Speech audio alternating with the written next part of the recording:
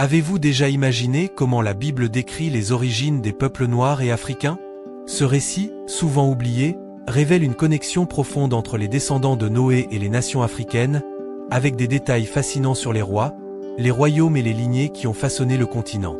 La mélanine, qui définit aujourd'hui tant de cultures, trouve ses racines dans des histoires anciennes qui commencent juste après le déluge.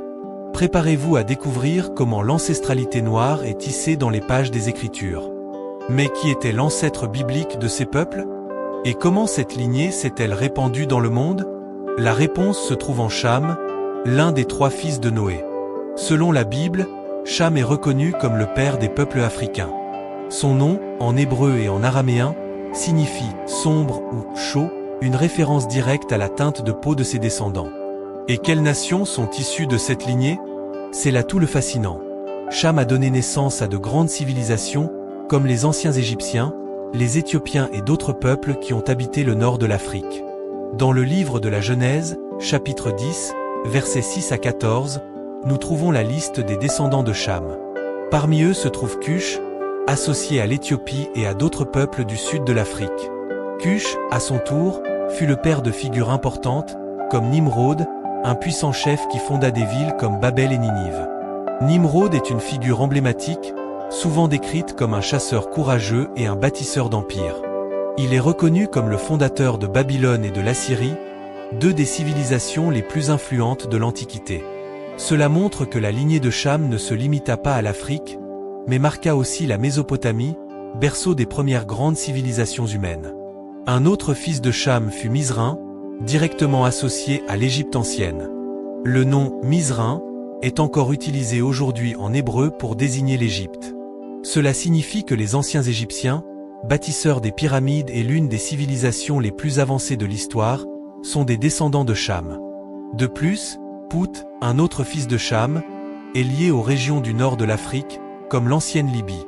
Et il y a encore Canaan, dont les descendants occupèrent la terre qui serait plus tard promise à Israël. Curieusement, Canaan n'est pas directement associé au peuple africain, mais aux Cananéens, qui habitaient la région du Levant. Ceci est seulement l'introduction d'une histoire qui va bien au-delà. Si vous aimez découvrir comment l'ancestralité noire est profondément enracinée dans les récits bibliques, n'oubliez pas de liker cette vidéo et de vous abonner à la chaîne pour suivre les prochaines parties. Maintenant, continuons ce voyage et explorons comment la lignée de Cham s'est répandue dans le monde. La lignée de Cham ne se limita pas à l'Afrique. Ses descendants se sont répandus dans diverses parties du monde, laissant un héritage qui a influencé des civilisations entières. L'un des fils les plus connus de Cush fut Nimrod, une figure rebelle et puissante, considéré comme le père de la population de Sumer. Nimrod est souvent associé à la construction de la tour de Babel et à l'établissement de villes importantes, comme Babel et Ninive. Son histoire est un exemple de la manière dont la lignée de Cham s'est étendue au-delà de l'Afrique, influençant des civilisations qui ont façonné l'histoire de l'humanité. De plus, les peuples du sud de l'Inde, y compris les habitants de la région, sont considérés comme des descendants de Cush. Cette connexion s'étend également à de nombreux autres groupes africains, comme les Maliens, les Érythréens, les Kenyans, les Congolais et les Bantous du Gabon. Le terme « Cush » est souvent associé à l'Éthiopie, au Soudan et à l'Afrique dans son ensemble dans la Bible. Son sens littéral est « Éthiopie » ou « noir », renforçant le lien direct avec les peuples à la peau sombre. Cush fut également le père de Saba et Havila, des noms qui apparaissent dans le livre de la Genèse, chapitre 10, verset 7. Saba, par exemple, est associé au royaume de Saba, célèbre pour sa richesse et la visite de la reine de Saba au roi Salomon. Havila est mentionné comme une région riche en or et en pierres précieuses, montrant que les descendants de Cush étaient impliqués dans des routes commerciales et dans des zones d'une grande importance économique. Un autre fils de Cham fut Mizraim, fréquemment associé à l'Égypte ancienne. Le nom Mizraim est encore utilisé aujourd'hui en hébreu pour désigner l'Égypte. Dans le livre des Psaumes, chapitre 78, verset 51, il y a une mention puissante, il frappa tous les premiers-nés de l'Égypte, les prémices de la force d'eux, dans les tentes de Cham. Ce passage renforce la connexion entre Cham, ou Cam, dans certaines traductions, et l'Égypte, montrant que les anciens Égyptiens sont des descendants directs de cette lignée. En plus de Mizraim, Cham eut un autre fils nommé Pout, ou Phut. Le nom Pout vient d'un mot signifiant « marque » ou « référence » et est lié aux tribus de chasseurs en Afrique. Pout est associé aux régions du nord de l'Afrique, comme l'ancienne Libye, et ses descendants incluent des peuples tels que les Berbères et les Touaregs, connus pour leur peau sombre et leur riche culture nomade. Ce récit nous aide à comprendre la richesse et la diversité des cultures africaines et leur importance dans le contexte mondial.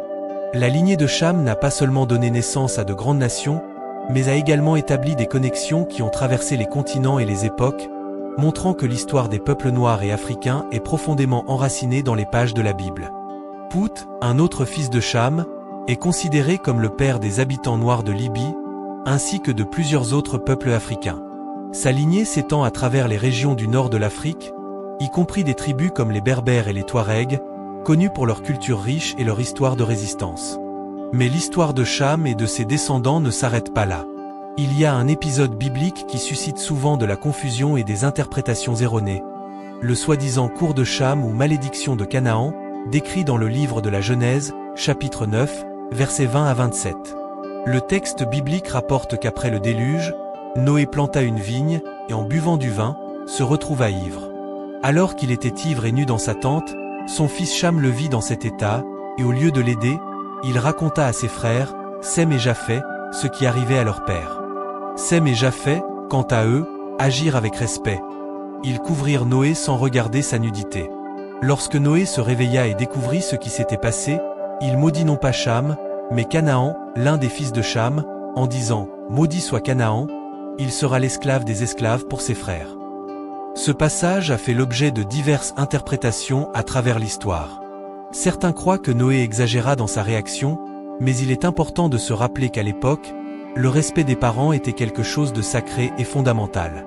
Bien que Noé ait péché en s'enivrant, certaines interprétations suggèrent qu'il pourrait avoir découvert le vin accidentellement, car c'était la première fois qu'il cultivait des raisins et produisait du vin. C'est pourquoi Dieu ne le punit pas directement pour cet acte. Il est à noter que la malédiction a été spécifiquement adressée à Canaan, et non à Cham ou aux autres fils de ce dernier.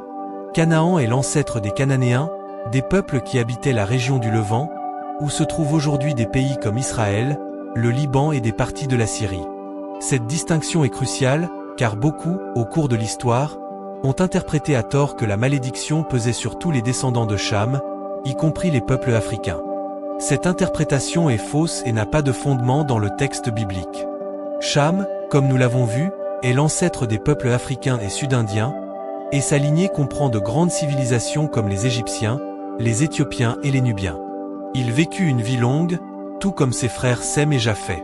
Bien que la Bible ne précise pas exactement combien d'années Cham vécut, il est présumé qu'il atteignit un âge avancé, peut-être près de 600 ans, comme son frère Sem. Cette longévité lui permit de témoigner de plusieurs générations de sa famille et de laisser un héritage qui s'étend jusqu'à aujourd'hui. Cette narration nous aide à comprendre la complexité des relations familiales et des décisions qui ont façonné le destin des nations. La désapprobation de Cham vis-à-vis de Canaan montre qu'il valorisait l'unité et le respect des héritages familiaux et territoriaux. Malgré cela, Canaan choisit un chemin différent, ce qui conduisit finalement à la malédiction prononcée par Noé. On ne sait pas avec certitude où se trouve la tombe de Cham, mais selon certaines théories et études, elle pourrait se situer dans la région de l'Éthiopie ou même en Nubie. D'autres croient qu'il se trouve en Mésopotamie, dans la terre des Sumériens. Cependant, beaucoup s'accordent à dire que la tombe de Cham est en Afrique, plus précisément au Soudan ou en Éthiopie. Certains suggèrent même qu'elle pourrait être en Égypte, ce qui est assez intriguant et intéressant, car l'Égypte est un pays plein de mystères, où des personnes mortes il y a 3 ou 4 millénaires sont constamment découvertes. Le livre des Jubilés, un manuscrit juif ancien considéré comme vrai à l'époque du Christ et même avant, nous fournit plus d'informations sur la vie de Cham et les événements impliquant la famille de Noé et les 3 lignées. La lignée de Cham, la lignée de Sem et la lignée de Japheth. Selon ce texte, Cham désapprouva complètement la décision de son plus jeune fils, Canaan, de vivre dans la terre de Sem, qui est aujourd'hui connue sous le nom d'Israël.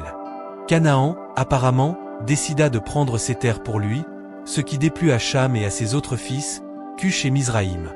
Dans le livre des Jubilés, il est rapporté que Cush et Mizraïm, les frères de Canaan, avec leur père Cham, exprimèrent une forte désapprobation envers l'attitude de Canaan.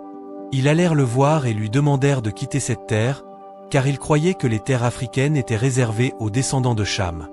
Cependant, Canaan désobéit et continua de vivre dans cette région, ignorant complètement la volonté de son père et de ses frères. Le livre des Jubilés mentionne également que Cham fut le fondateur de la première ville et de la première province après le déluge. Il nomma la ville en l'honneur de son épouse bien-aimée, Nélatamak. Cette ville devint un point de repère important dans l'histoire de l'humanité, symbolisant le recommencement de la civilisation après le grand déluge. Cette narration nous aide à comprendre la richesse et la diversité des cultures africaines et leur importance dans le contexte mondial. Si vous avez aimé découvrir ces connexions fascinantes, laissez un like pour soutenir la chaîne et partagez cette vidéo pour que d'autres personnes puissent connaître cette histoire. N'oubliez pas de vous abonner pour suivre d'autres contenus comme celui-ci. À la prochaine!